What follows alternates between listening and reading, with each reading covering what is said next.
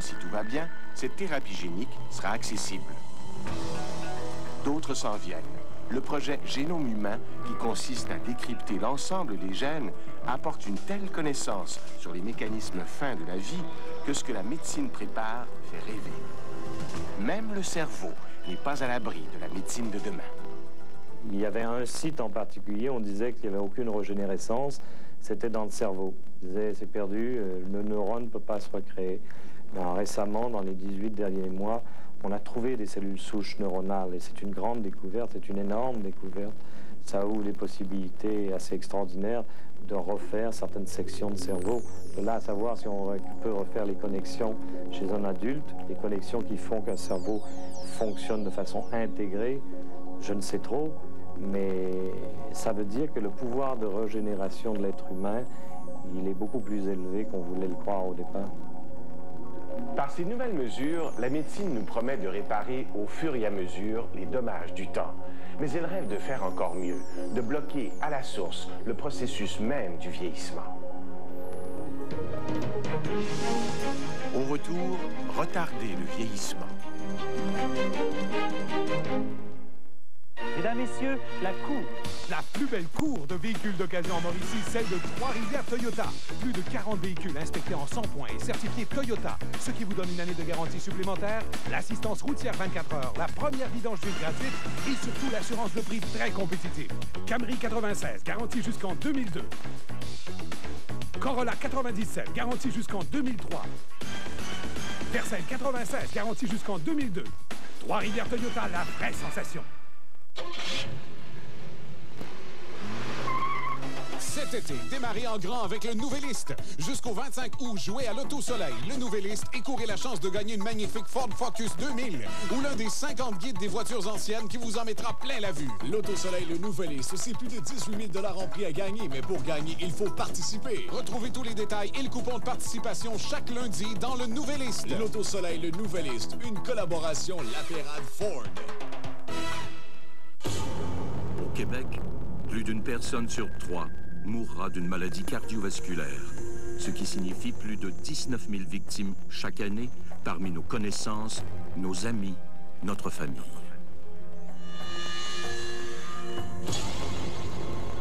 Plus de 19 000 morts, soit une victime toutes les 27 minutes. Les maladies cardiovasculaires, nous sommes tous concernés, nous sommes tous visés. Stéréo Plus! Stéréo Plus fait vite.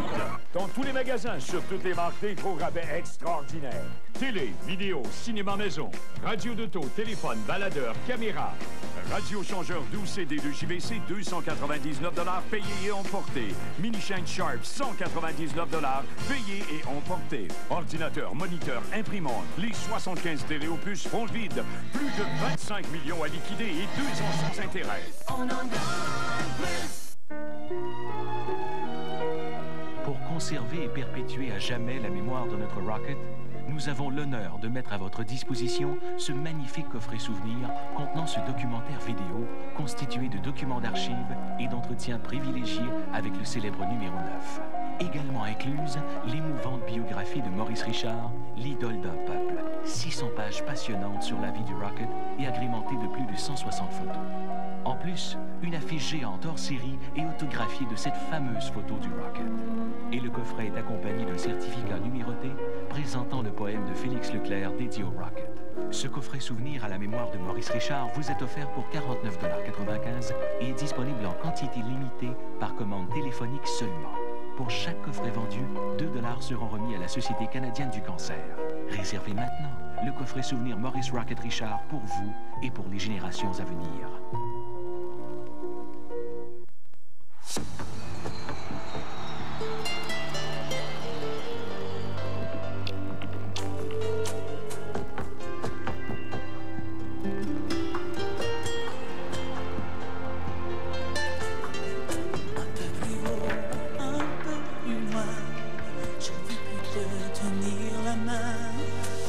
Dis-moi comment j'ai pu monter, comment descendre sans tomber.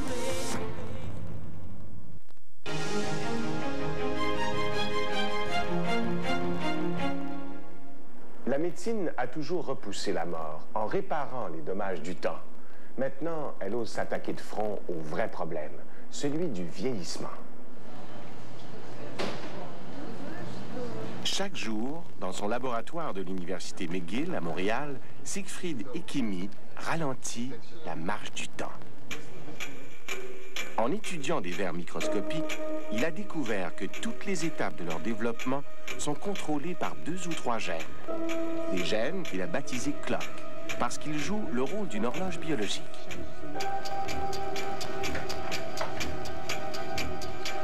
En trafiquant ces gènes clock, Siegfried Ekimi a fait une autre découverte stupéfiante. Les vers vivent alors 5 fois plus longtemps, comme s'ils se développaient au ralenti. Oui, ils sont moins actifs, ils bougent plus lentement, ils se nourrissent plus lentement, leur transit intestinal est plus lent, tout ce qu'ils font, tout ce qu'on peut mesurer avec un chronomètre parce que ça a une composante temporelle, tout est plus lent. Or, nous aussi, nous avons des gènes clock. Oserait-on manipuler nos gènes, inventer un médicament qui détournerait leur action?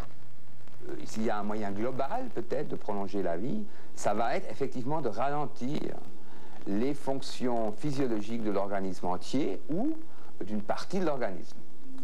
Si on pouvait ralentir la fonction du cœur globalement, de 20%, ce qui est beaucoup, peut-être que ça prolongerait la durée de vie énormément, peut-être beaucoup plus que 20%. Mais peut-être aussi, pour la vie de la plupart des gens, ils ne s'en apercevraient pas. Une idée folle? Peut-être. Mais il y a quand même un lien entre la lenteur du développement et la longévité. Par exemple, les femmes qui deviennent centenaires ont souvent eu leurs premiers enfants à un âge avancé, comme si leur maturation avait été plus lente, comme si les gènes clock jouaient vraiment un rôle, comme si notre longévité était déterminée par une sorte de réveil matin. Mais cette horloge biologique, si elle existe, soulève une autre question. Pourquoi avons-nous la longévité que nous avons? Pourquoi ne pas vivre plus longtemps? C'est que le facteur clé de la sélection naturelle, selon les experts, ce n'est pas la longévité. Pensez à Jeanne Calment. Elle avait des gènes extraordinaires. En plus de vivre 122 ans, elle est demeurée autonome chez elle jusqu'à l'âge de 109 ans. Et pourtant, ces gènes incomparables sont perdus à tout jamais.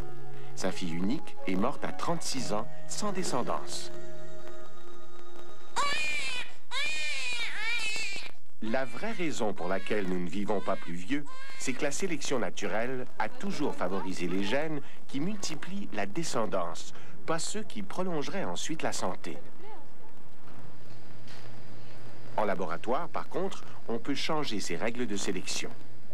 Avec des mouches ou des souris, par exemple, si on laisse se reproduire uniquement les individus très âgés, on sélectionne ceux qui restent longtemps en bonne santé.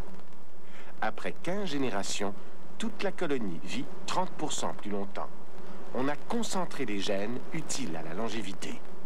Si on faisait une loi qui interdit aux femmes de se reproduire, d'avoir des enfants avant 35 ans, et puis qu'on augmentait cet âge de 2 ans tous les 50 ans, eh bien, au bout de quelques centaines d'années, les gens vivraient très, très, très vieux, parce que la sélection d'être en parfaite forme physique à 35 ans, puis à 37, puis à 39 serait énorme.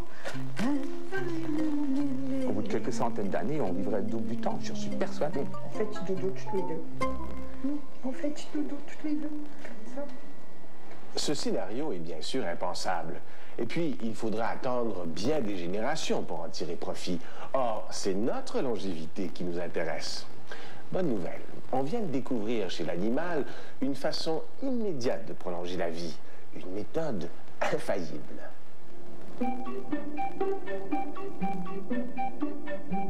L'expression génétique est augmentée, l'activité des enzymes est augmentée, les protéines sont en meilleur état. Le mécanisme d'action précis, on ne le connaît pas pour l'instant. On ne le connaît pas pour l'instant, mais ce qu'on sait, c'est qu'on sait que ça marche. Ça marche même très bien.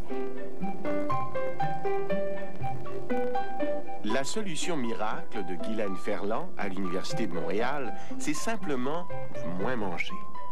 Elle compare des rats bien nourris à d'autres qui ont un régime très pauvre en calories, mais avec tous les nutriments essentiels. Les rats au régime sont plus vifs, plus actifs.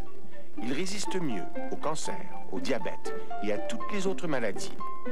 Et surtout, ils vivent 30 à 40% plus longtemps qu'un gros rat bien repu.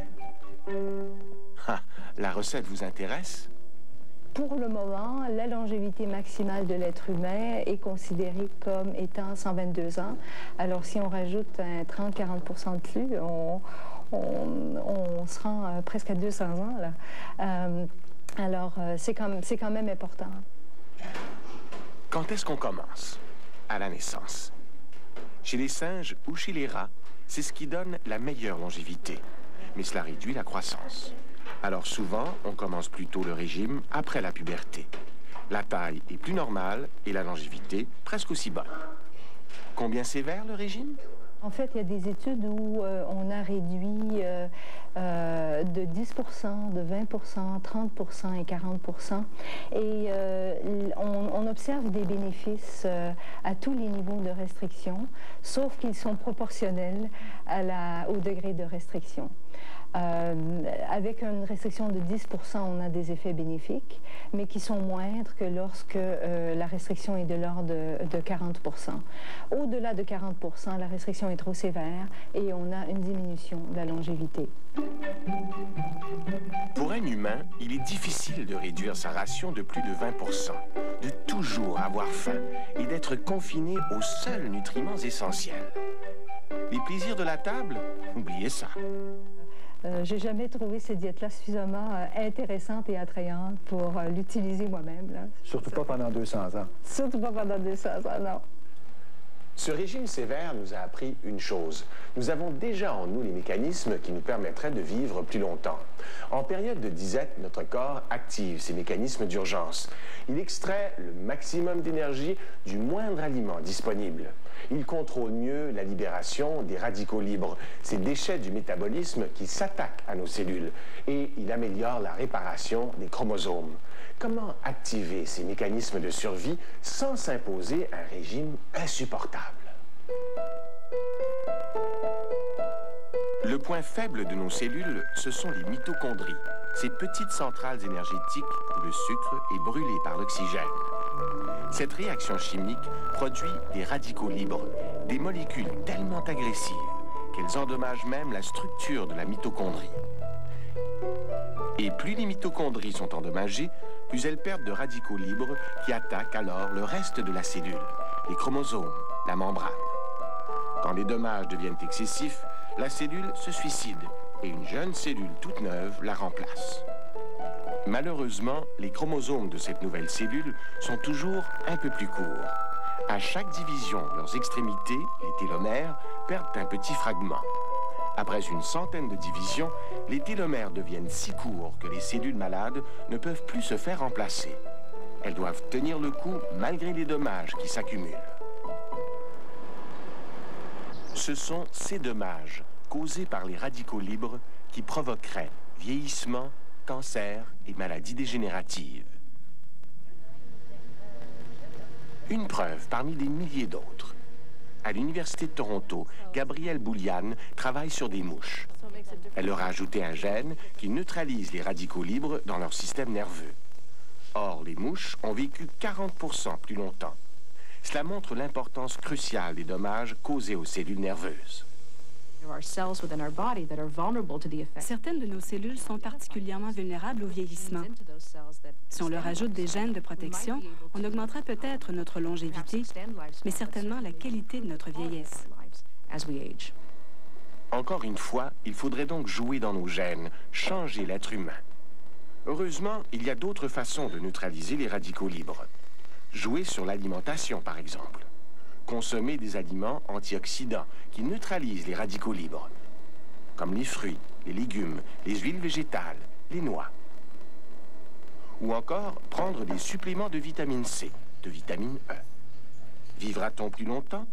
Réponse nuancée du docteur Tamas Fulop, spécialiste du vieillissement à l'Université de Sherbrooke. Ça diminue peut-être l'incidence, la prévalence de certaines maladies, comme les maladies cardiovasculaires, le cancer, cataracte et autres, qui finalement menacent notre vie. Donc certainement que le vieillissement en tant que tel est influencé par ces antioxydants.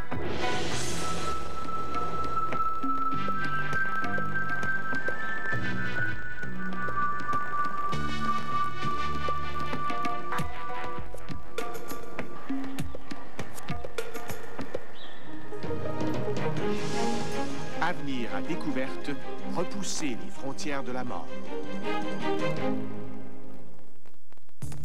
Grande vente fin de saison chez Sport Shawinigan. Nous payons les 2 taxes sur tout. Obtenez de 50 à 200 $ de rabais sur nos grandes marques de patins ou alignés. Et en plus, nous payons les taxes. Souliers sport, de 20 à 50 $ de rabais et on paie encore les taxes. Obtenez de 20 à 50 $ de rabais sur les souliers de skate et nous payons les taxes. De plus, obtenez de 20 à 50 % de rabais sur les vêtements et les maillots de bain et on paie les taxes. Manquez pas ça. Sport Shawinigan, 5e rue Shawinigan.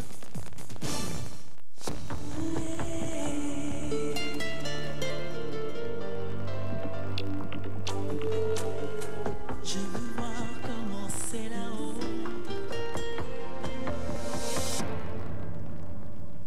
Le rêve et le cauchemar. L'imaginaire d'un peintre et la réalité d'un autre. De Saint-Denis du Kamouraska à l'île d'Anticosti, découvrez des documentaires canadiens de grande qualité avec Doc en stock, mercredi 21h. À la fête du lac, il y en a qui arrivent très tôt pour avoir la meilleure place. Bienvenue à la fête du lac des Nations, édition 2000, avec Éric Lapointe, La Chicane, Nanette Workman, Luc de la Rochelière, Laurent Gelbert, Dan Bigra et le spectacle des manèges en permanence. Que l'ère des feux commence! Une chose est sûre, vous ne serez sûrement pas seul. La fête du lac des Nations, du 11 au 16 juillet à Sherbrooke, une présentation de Molson Drive. Les Affaires, une présentation de CKTM Télévision. Jean Petit Opticien a célébré ses 20 ans en distribuant des t-shirts dont les couleurs changent au soleil et en faisant tirer un certificat de 200 $ au centre de santé Godefroy. Bravo gagnant, Monsieur Steve Massicotte de Sainte-Anne-de-la-Pérade. Cet été, McDonald's est au cœur de l'action. McDonald's, une présence dynamique dans la région avec 600 emplois pour nos jeunes. Une expérience de travail extrêmement précieuse pour leur avenir.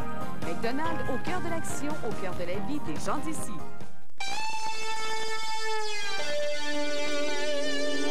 Il est maintenant légalement adopté. Mais je suis sa mère. Je suis sûr que cette femme blanche pense sincèrement que c'est elle.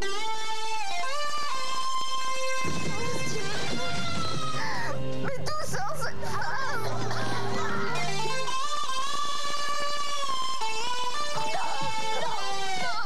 Ça n'a pas été une décision facile. Les chemins de l'amour à coup de cœur, jeudi 19h30. Où les avez-vous cachés? La responsabilité, ce n'est que pour ça que j'ai accepté ce travail. Son travail, inspecteur de police. 3 victimes, un assassin. Sa spécialité, traquer les tueurs en série. C'est notre homme. Sortez, je vous dis! Sa méthode, la confrontation. Vous allez m'avoir aux fesses jusqu'à ce qu'on vous enferme. Suivez les enquêtes de Dave Cregan, l'inspecteur en série, dans Crime et Tourment, mardi 21h.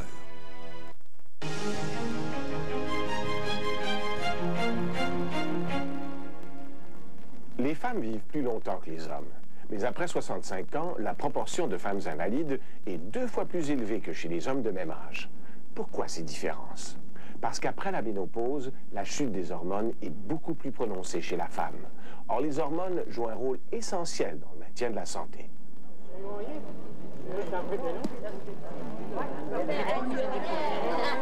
Les femmes qui prennent des estrogènes après la ménopause ont une peau plus belle, des os plus solides, un cœur et des artères en meilleure santé. Même leur cerveau est en meilleur état, puisqu'elles sont moins vulnérables à la maladie d'Alzheimer. L'administration de l'oestrogène a moins d'effets et de contre-indications réellement valables devrait être faite pratiquement chez toutes les femmes ménopausées. Actuellement, il y a à peu près, de ce qu'on connaît, 10 à 20% des femmes postménopausées qui prennent ça. Donc, si vous voulez, on a encore du travail à faire là-dessus aussi. Mais il y a aussi d'autres hormones sécrétées pendant la nuit et qu'on dit anti-vieillissement. Le DHEA, la mélatonine et l'hormone de croissance. 3 hormones dont la production diminue avec l'âge et devient presque nulle à 65 ans. Le DHEA facilite la production des hormones sexuelles masculines et féminines. Cela pourrait expliquer ses effets bénéfiques. Quant à la mélatonine, elle est produite dans l'épiphyse, à la base du cerveau.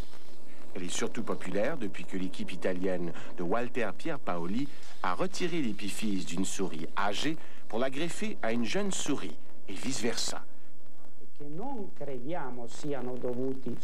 Pour des raisons que nous ne comprenons pas encore et que nous ne croyons pas reliées uniquement à la mélatonine, la vieille glande transplantée chez la jeune souris la fait vieillir prématurément, alors que la jeune glande chez la vieille souris, au contraire, la gardait jeune plus longtemps. Pourquoi? Comment? On ne le sait pas trop. Mais on sait que la mélatonine est le plus puissant de tous les antioxydants. Elle pourrait jouer un rôle très important dans le système nerveux. Ça va? Le chercheur montréalais Paul Brazo, lui, s'intéresse plutôt à l'hormone de croissance. Il a été le premier à identifier les mécanismes qui contrôlent sa production dans le corps humain. Il en est convaincu.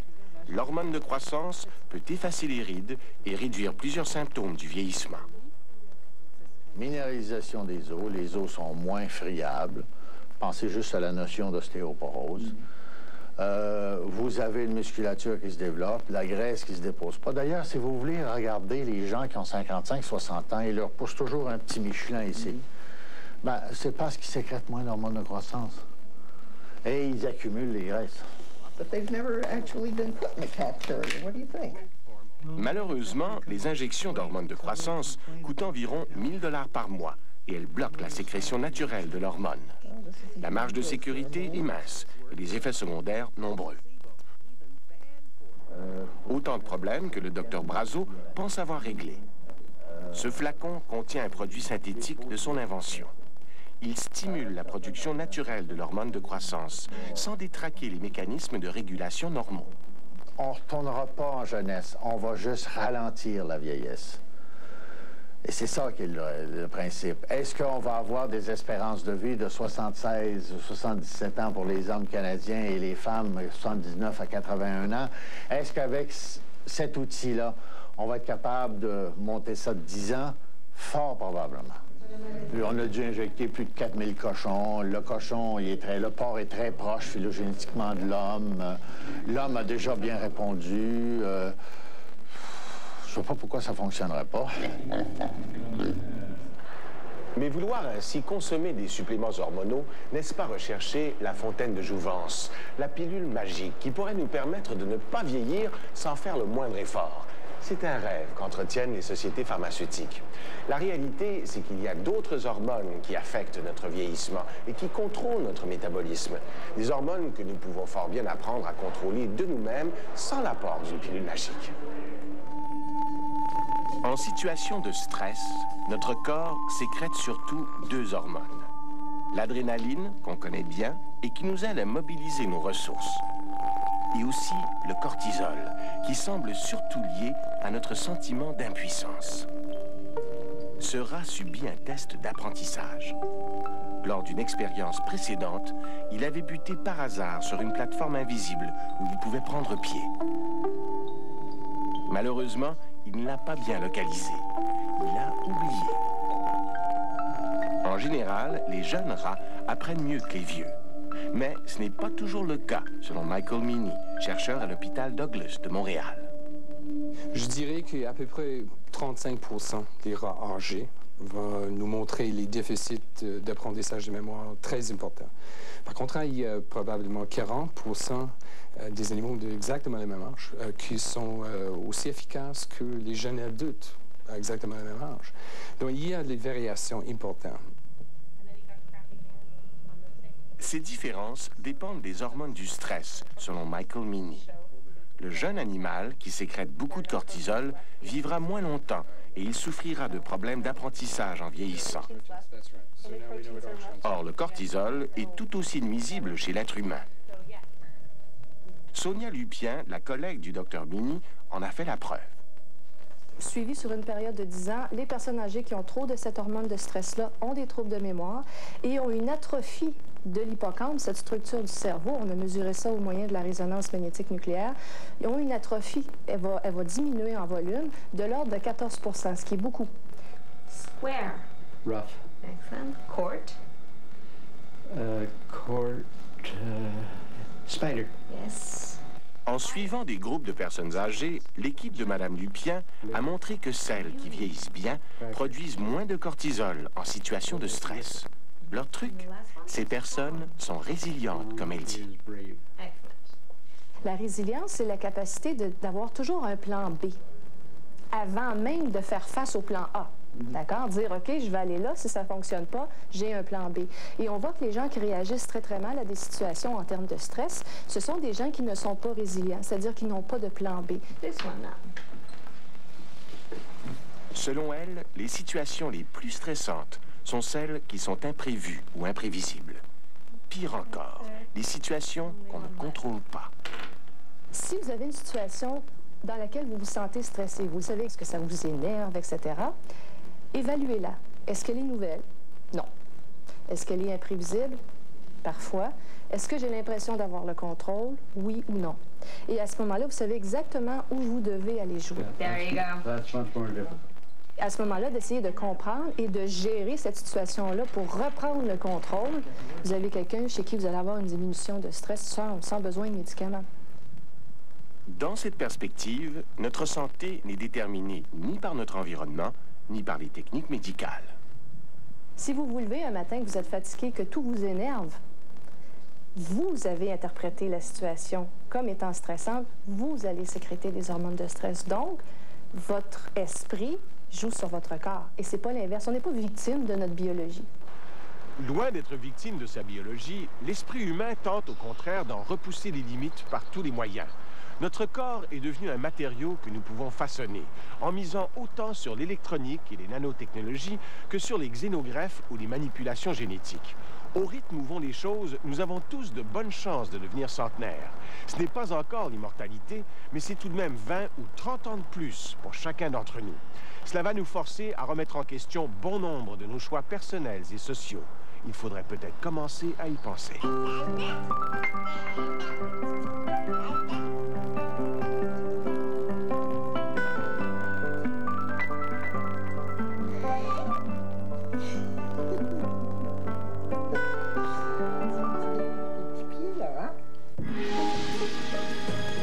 Au retour, le pouvoir guérisseur de la pensée.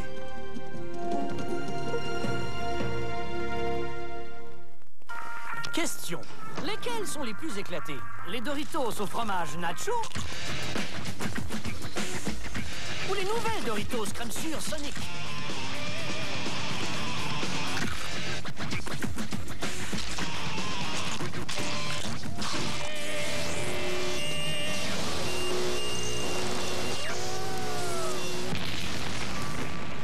Éclatez-vous tous les jours avec Doritos.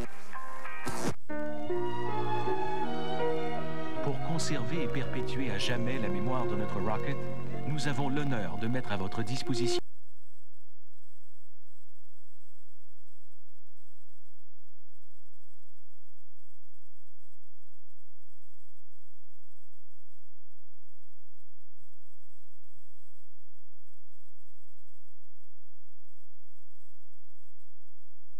par conditionnement. Autrement dit, l'esprit peut-il stimuler la réaction immunitaire?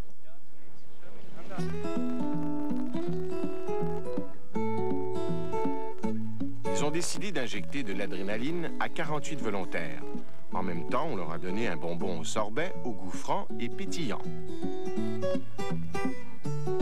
Pendant 4 jours, l'équipe a associé le goût du sorbet à une injection d'adrénaline.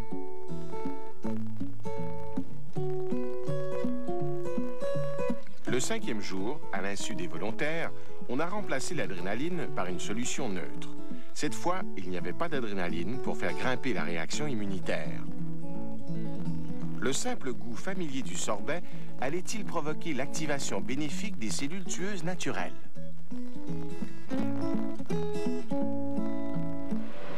So, here you Voici l'échantillon prélevé avant le bonbon au sorbet et celui-ci a été prélevé après.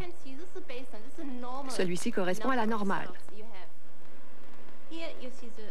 On aperçoit ici les globules rouges et là, les globules blancs. Or, si on compare les deux échantillons, on constate que cette bande-ci est presque le double de celle-là. Cela veut dire que la réaction apprise par l'esprit a provoqué un accroissement de l'activité et de la réactivité des cellules tueuses.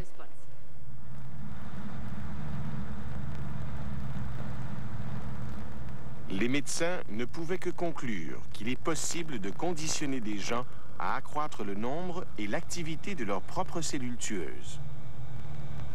On pense que ces cellules peuvent détruire certains types de cellules cancéreuses. Alors, notre état d'esprit peut-il nous aider à combattre le cancer? Voilà, c'est terminé pour ce soir. Merci d'avoir été des nôtres. Au revoir et à la semaine prochaine.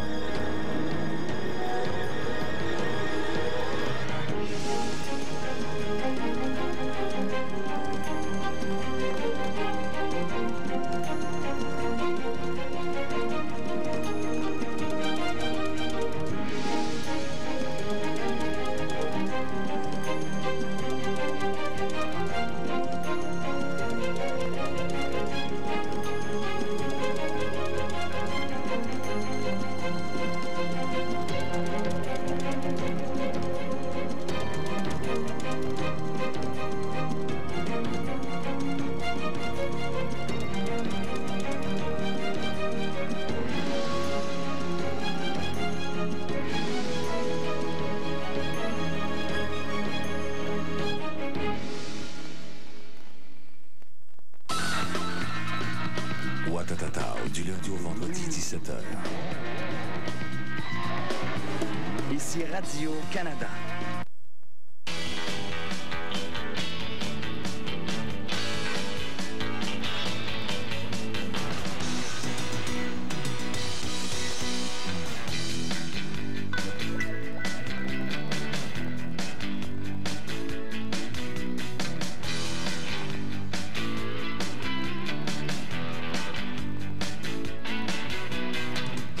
Aujourd'hui, 1964. Dans l'actualité cette semaine, les conflits de travail se multiplient. Les employés de la Vickers, de Dupuis Frères et de la presse sont en grève. 2 nouveaux quotidiens voient le jour pour prendre la relève de la presse, Métro Matin et le Journal de Montréal. 1500 infirmières signent un nouveau contrat de travail, mais 7000 autres employés sont toujours en grève. Un viaduc en construction de l'autoroute des Cantons de l'Est s'effondre, 8 ouvriers blessés. Lors de la Nuit de la Lumière, le maire Jean Drapeau remet les îles Sainte-Hélène et Notre-Dame à la Commission canadienne de l'Expo 67.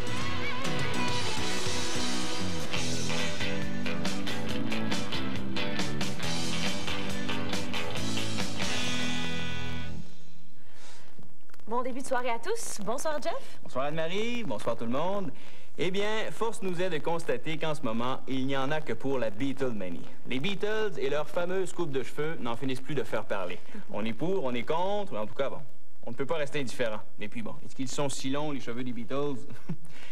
On se souvient tous et toutes du passage du groupe à la télévision américaine au Ed Sullivan Show en février. C'est à ce moment que le quatuor originaire de Liverpool a entrepris son invasion de l'Amérique. Depuis le temps, le groupe accumule les succès et les premières positions des palmarès à travers le monde. Le succès de John, Paul, George et Ringo sera peut-être éphémère, mais les voilà maintenant rendus vedettes de cinéma. La semaine dernière avait lieu à Londres, en présence de nul autre que la princesse Margaret, la grande première du premier long-métrage des Beatles, intitulé A Hard Day's Night.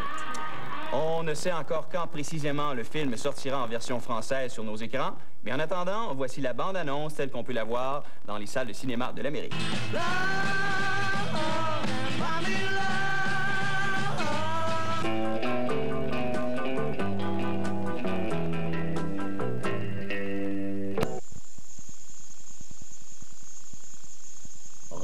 Que vous, les backbots, vous vous engagiez à nous céder